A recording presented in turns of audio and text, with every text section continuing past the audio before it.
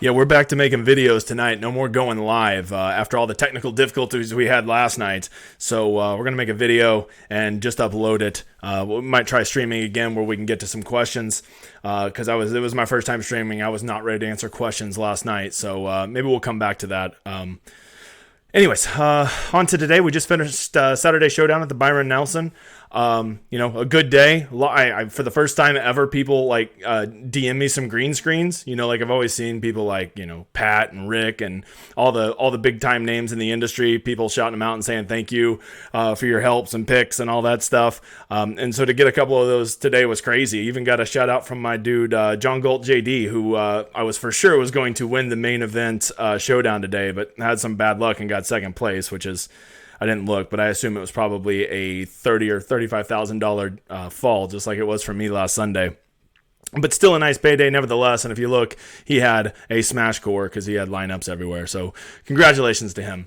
Just a reminder, I'm going to be at the PGA Championship next week. Southern Hills in Tulsa. I live here in Oklahoma. So if you are going to be going out there, send me a DM. I'll tell you what, as long as you are following me on Twitter, follow me on YouTube, I will buy you a beer. We'll have a beer, meet each other in person. We can go walk around, talk shit to I don't know, Rory or somebody like that, because I already know I'm going to fade him next week, get in his head. Try to make our lineups a little bit better. You got to do what you got to do, man. You got to do what you got to do. Just send me that. Also let me know in the comments of this YouTube video if I should stream live. I'm obviously going to be there at the course, so I'm not going to be home with all this crazy setup I have here. So if you want me to stream live, just leave a comment. I'm just trying to get my YouTube up. I have way more followers on Twitter than I do on YouTube. So if you're on Twitter, which I assume is how most of you are finding this, just go give me just go subscribe to my channel, because I got a little friendly bet with a couple friends that I can't get to 1,000 subscribers by the Open Championship.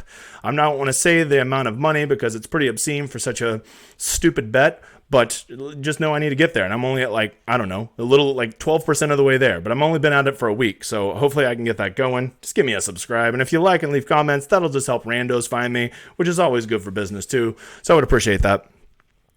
All right, breakdown of today. As you can see, we're going to jump into it today. Not so much housekeeping stuff. Today played super easy. As I told you yesterday, they were going to tear this course apart. Perfect scoring conditions. And as you can see, the course played 3.5 under par, which was significantly easier than the first two rounds. Not significantly easier, but noticeably easier than the first two rounds. Are they going to do it again tomorrow? Well, there's really one way to tell. You just go right over here to Windfinder, McKinney, Texas. You scroll down to Sunday and you look and you see, ooh, a little bit breezier tomorrow. It is a little bit breezier, but none of those gusts are really getting up to anything they're going to highly affect them. I bet you'll still see a average scoring round of at least 3 under again, maybe not 3.5, but I bet we'll get to 3. So I would plan for guys to smash this course tomorrow. Some of you who maybe are kind of new and playing the wind advantage, you might see, ooh, I noticed the wind picks up a little bit during the day. That is true. However, it's always important to look at tee times. I'll be the first to admit, I don't know why the PGA sometimes just goes off in twos and just has them go off for 7 hours. I'm sure somebody way smarter than me about how the PGA works can answer that. But today, just like tomorrow, they're going off in threes off both tees. So really, everybody will be out on the course within a 2-hour window. So I think you're getting kind of cute if you're trying to play some wind angle whenever everybody's basically going to be on the course at the exact same time. So I wouldn't do that. I would just plan for, play the guys you like and don't worry about what time they go off. And plan on it being pretty easy. That's what I would take away from that. Okay, if you're new to my channel, show, whatever you want to call it, I don't do a ton of picks. I'm not going to be a tout. Plus, I play a lot of lineups, and I try to win these things too. And if I'm giving away all my good picks, well, that's not going to get me very far. James Hom was the one guy. Well, I probably touted about 5 guys yesterday, just kind of picks that I could see being good plays, and Hom was one of them. And if you don't know, James Hom was the slate breaker today. You had to have James on. If you didn't have James on your lineup, you didn't even need to look to see if you were winning any real money because you had no chance. He was a true slate breaker, and we're going to try to do that again. So let's get into it. First of all, let's go over here. Finally, Fantasy National loaded up round 4, so at least I have the proper salaries in here. But you go to their in-tournament stats, and they still suck.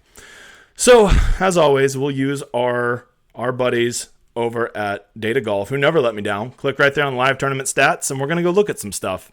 Unfortunately, I'm going to be bouncing back and forth because there's not a great way to, at least I haven't found a great way to star players yet here on Data Golf. So I'm going to, I starred a bunch of guys that I wanted to talk about. No, if you're looking at that and you want to take a screenshot of that and think that's my picks, you go right on ahead, because those are not my picks. Those are guys I just kind of starred because I thought there was something interesting to talk about with those guys. So that's why they're starred. A quick reminder. Sunday Showdown is much more strategic than Saturday Showdown. I'll be the first to admit that my ownership projections were quite a bit off. I thought DJ would have been at most 12% today, and I think he came in at 18. And I was for sure people like Jordan and Munoz would have been like over 30, and neither of them were at 30.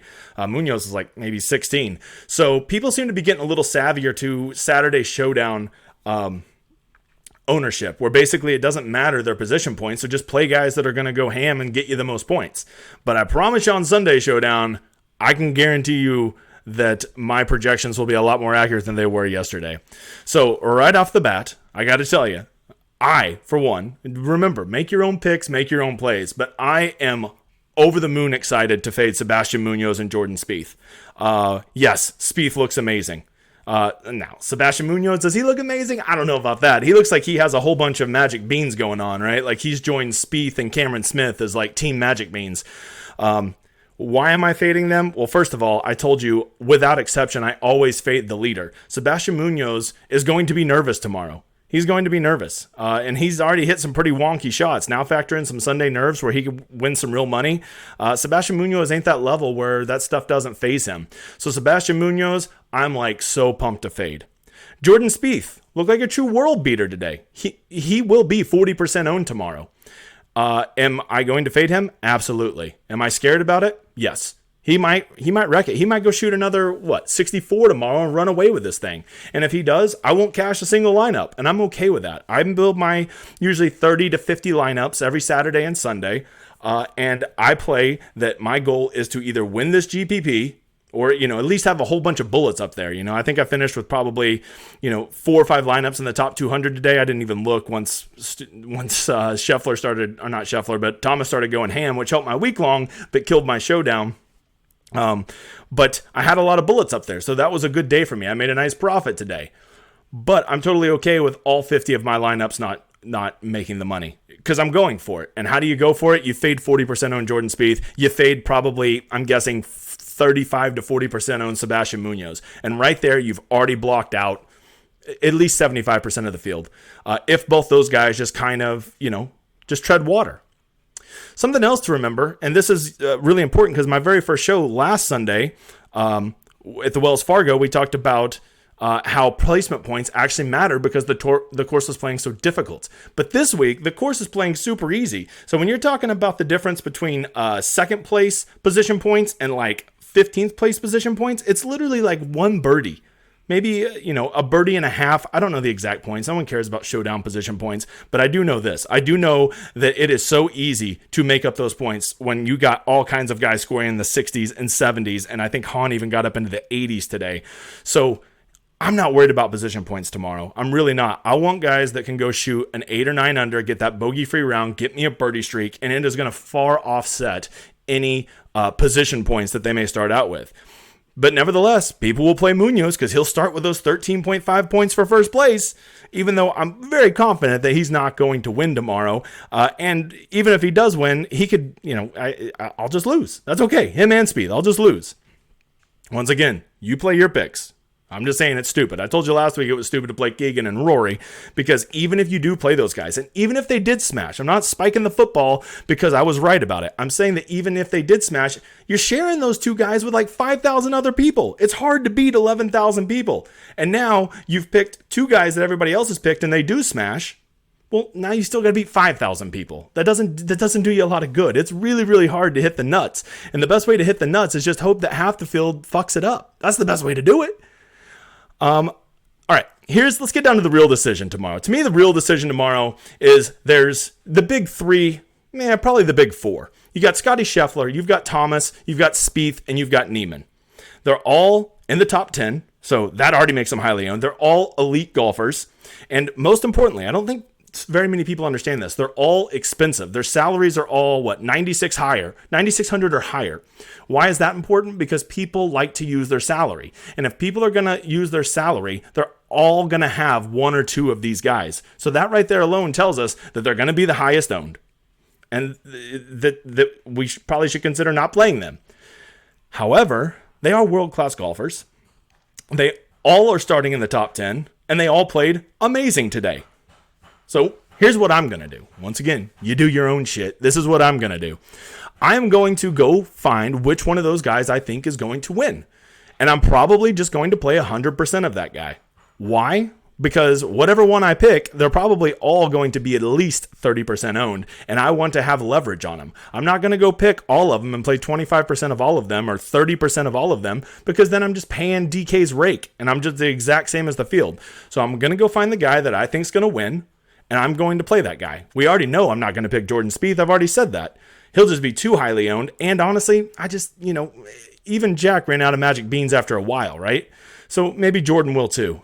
Thomas, I have a really great 6 of 6 in the 19th hole that last I looked was like in 10th place, so it has a chance to win some real money, and that has Thomas in it.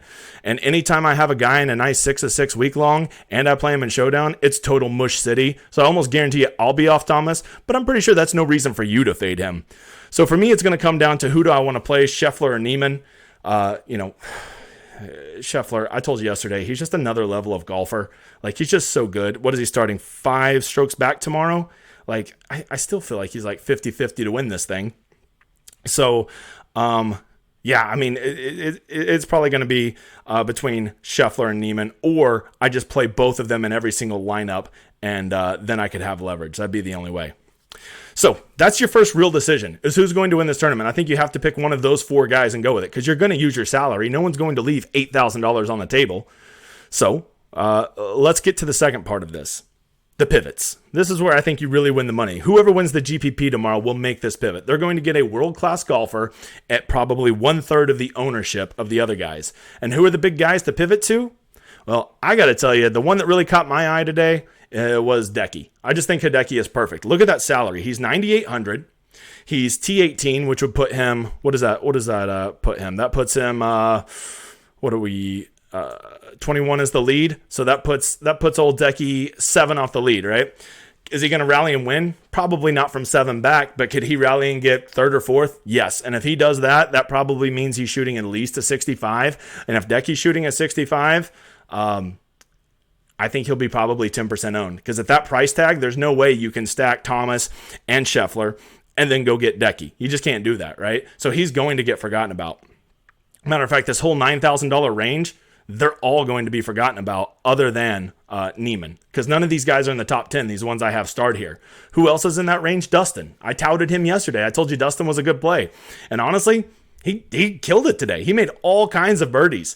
Hell, if he just didn't make the bogeys, he probably would have been the top guy out there as far as the studs go. Here's one. This is just like, I've watched a lot of golf in my life, and I just know this. Like, anytime a guy backdoors an elite guy backdoors the cut, like Xander did, I mean, like the ultimate backdoor, make the cut on the number, they seem to always somehow backdoor a top 10 in the tournament, right? And then people forgot how crappy they were for a day and a half. And this just seems like Xanderville right here. He's going to, I just have this, I don't have any great evidence for this. I just think that he is going to backdoor a top 10 tomorrow. That's just a gut instinct. Let's go look at our boy Xander Schauffele and see what he's doing here. Xander, I mean, look at that. He's ball striking well. Oh, wait, that's today's round. So his ball striking improved today. Yeah, he's still luck sacking a little bit around the greens and putting, but Xander's a good chipper and a good putter, so that's not that abnormal. Andy really seems to be improving day over day over day. And I would say the best thing I could say about Xander is he is going to be at a discounted ownership, because it just comes down to basic math. You can't own 2 or 3 of those top guys, Thomas, Spieth, Munoz, all those guys, you just run out of salary. And so you can't jam a 9,500 Xander in there. So he could be a great pivot. Can he win the tournament? Absolutely not. But you don't have to have the winner in Showdown. This isn't week long. One that I was watching today, who's also on my 6 of 6 week long, is Aaron Wise. He's just kind of been like right there all week. like just right on the cusp of going off. And today he finally got his ball striking, got his approach figured out, and that putting is just horrific. And I'll be the first to acknowledge Aaron Wise is no great putter, but he can putt when he gets hot, like any of these professional golfers can. Some other guys that I think are just priced a little too highly, and what I'm personally going to be looking for when I'm making my core is I want guys that were just kind of treading water today. I don't want those guys that shot a 64 today, okay? Because I told you yesterday, don't go chase somebody who shot a good round. And so what did a lot of people go do? They went and played Lonto because Lonto shot an 8 under the day before and he was terrible today. They go play Noren because he shot a 63 the day before and he was terrible today.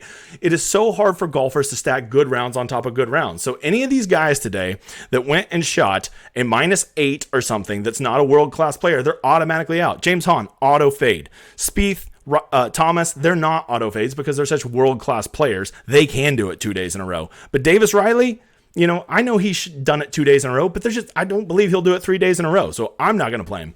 Bezatenhout, not a chance I'm playing Christian Bezatenhout. He just shot an 8 under. He's not going to follow it up. Neiman and Scotty, well, they both shot great. And you're talking about playing them. Yeah, they're like the top 10 golfers in the world. Scotty's the best golfer in the world. And I will tell you, this Steven Yeager, after what he did for me last Sunday, what he did yesterday, and what he did today, I'm kind of starting to become a believer in this guy. I mean, like, he's only doing his damage to himself off the tee. So if he just doesn't get squirrely off the tee for one round, I'm gonna have to break my rule because he does seem like he has like a 65 in him every single day. But guys in that range that just kind of treaded water today and have the ability to go smash tomorrow and, go get you that 80-point round that you need with a birdie streak, 9 birdies, and a bogey-free round that no one's going to be playing. Jason Kokrak, Mito Pereira, Alex Noren. And if you really want to punt, a really good punt or two, check out Cameron Champ and Lonto Griffin. Lonto, I was watching very closely today because, of course, he was in my 6 for 6, the only good player that shit the bed today. But he did finish with an eagle, and I do feel like that's got to help his mental psyche. And so now he's free. He's T53. He has nothing to worry about tomorrow. He can go out there and fire. And as I told you last Sunday, Lonto can get effing hot. And I think that him and Cameron Champ are two guys that are both ball striking well this week, that because their price tag is so high, no one's going to want to build like that. Everybody's going to want to go grab 2 or 3 of those top studs, and then they're going to want to drop down and get some discount guys that are still in the top 20. That's what everybody's going to want to do. And so guys like Lonto, Champ, Noren, they're going to get priced out. So those are just that whole range right there from Kokrak all the way down to Lonto are just guys that I targeted that will all be super low owned, that all have that GPP winning upside to go get it for you because they all just kind of treaded water today. They're not, they didn't score well today, and everybody has such a round by round bias that they're going to just ignore them. Ryan Palmer. I was so excited to fade Ryan Palmer. I was like, yeah, he'll be on that list of Spieth and Hahn that I'm fading tomorrow. But then he kind of like screwed off at the end of the day. And now he's like kind of just sitting there. And I think that because he didn't, he was the second round leader and now he's coming in at T6. I do think that will get some ownership off of him. And his salary is still high enough that you can't just jam him into any lineup. So I'm warming up to the idea of playing some Ryan Palmer because as you saw, what did he make, 5 birdies in a row? The dude, I don't think everybody can get nuclear hot, but Ryan Palmer and James Hahn can get nuclear hot. Other guys that I'm kind of considering that just treaded water today that I think have big time upside or showing some ball striking. Once again, just because I have them clicked doesn't mean I'm playing them. There were just some guys that caught my eye. A lot of these guys are punts. Keith Mitchell is a good one. Problem with him is, look, he's starting at T61. When he starts -8, he really has limited upside of getting you any of those bonus points, right? So even if he does go shoot you a nice 7 under bogey-free round, he's not going to get you any placement points because everybody's going to keep moving up tomorrow. So you have to factor that in. Cheryl Schwartzel, he couldn't putt for crap today, and he started high, and because of that, he just kind of, tread water, but he's still T6. And I think he'll probably be the lowest owned guy because the salary's high enough to keep everybody from jumping on him. He'll be the lowest owned guy of the top 10 to finish my sentence. Speaking of that, a dude that I guess, I hate touting picks. I'm not touting picks. I'm just going to tell you what I look for. Somebody who totally checks my box is Dumpy Bo Hostler. Bo was ball striking the hell out of it today. Let me make sure I'm not lying to you. Where's old Dumpy Bo? Hostler. Let's see. What did Hostler do today? Bo Hostler was ball striking it, good around the greens, and couldn't putt. If you don't know, Bo Hostler is an elite putter. So if I see the one thing he didn't do today was putt, well, that's kind of a good thing. Matter of fact, I had him in my lineups today, and I was tracking him, and he actually had a 5-foot birdie on 6 to just get off to a rocket hot start, get a birdie bonus and everything, and he missed it. And then he just seemed to kind of go down in the well for a while. But ended up finishing with a solid round of -5, and at T9, he's right there where, in a crazy world, he could still go win this tournament. Worst case scenario, if he has a good round, he'll at least get a top 3.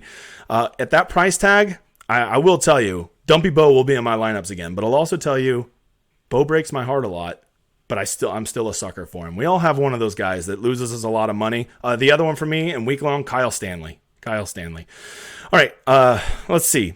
Here's a good example of a bounce back guy. Justin Lauer. Poor guy, they showed him, and he's in the second to last group. Can you imagine the pressure? He's never been on this stage before, and he basically went out there and shit the bed. He did. But you know what? Tomorrow he's not in the final group. He's nowhere near the final group. He's still at T30. And he's already shown they can tear this course up. He played amazing the first 2 days. So this is the kind of guys that I love a good bounce back. This is why I love him and Lonto and guys like that because, they played bad yesterday. They can't possibly play good tomorrow. Okay, that's not true at all. And that's how you get leverage on guys because everybody's going to overreact to the guys that shot -8 today. And everyone says, well, that guy shot a +1 yesterday. I could never play him. Why? It's 18 holes. It's one bad round. That's just such a fallacy of showdown golf, and you've got to get away from it. If you think like that, you're just being dumb. You're being dumb. Some other guys that are really ball striking that I also think can go nuclear hot. Ortiz, Tagala, these guys to check out. By the way, I encourage you to check out all these. Just to be clear, Data Golf, all this stuff I'm showing you right here, it's all free. Right? You have to have a membership over at Fantasy National, but shit, their website never works, so you don't even have to worry about that. Just go look at the live stats right here at Data Golf and go make your own picks based on it. These are just some guys that I'm telling you kind of check some boxes for me. Here's a good one for you if you want just punt city. Kyle Wilshire. This is as big of a punt as you get, right? Let me go show you this guy, Kyle Wilshire. Let's flip these names real quick. You got old Wilshire right here. Look at this guy. He only shot -1 today. Nothing particularly impressive. But look at that. -3.2 strokes putting loss today. That's like James Hahn level 1 and 2 bad. And I said yesterday, no one can putt that bad, right? I can putt that bad, but these guys can't putt that bad 2 days in a row. And he was ball striking the hell out of it. He had great approach. And I promise you, I'll put this on everything. He will not be if he's over 2% owned, then I am starting to have influence in this community and I'm pushing ownership because I promise you no one is on Kyle Wilshire, who I'm not even sure I've heard of before this week. Last 2 names to cover. Matthew Neesmith. I feel like he's just close enough at -11 and showing just enough that if he just figures out the putter for one round, I feel like he's a great guy at a great price tag that could go catapulting up tomorrow. He could be that slate breaker like James Hahn was today. And, I guess if I'm going to tout a pick, and I'm not always right. I gave Patton Kizzire yesterday and he knew shit today. Here's my Patton Kizzire pick for today. It's going to be Pat Perez. Why Pat? Well, first of all, Pat Perez loves an easy course. Every time I think of Pat Perez, I think of his mullet bouncing around on a resort course as he's just out there throwing darts to 2 feet every time. And if you go look at Pat's stats, so far this tournament, old Patty Perez, what's Pat doing here? What did Pat do today? Mr. Pat Perez, where are you at? Great. Elite level ball striking today for a -5. He's setting T42 at -11. So backdooring a top 10 with a hot round is there. He didn't putt well today, and he can do it. He can. He's one of those guys that can putt well. Some guys can never putt well. We call that Luke List. Okay. But Pat has a hot putter. He can get it.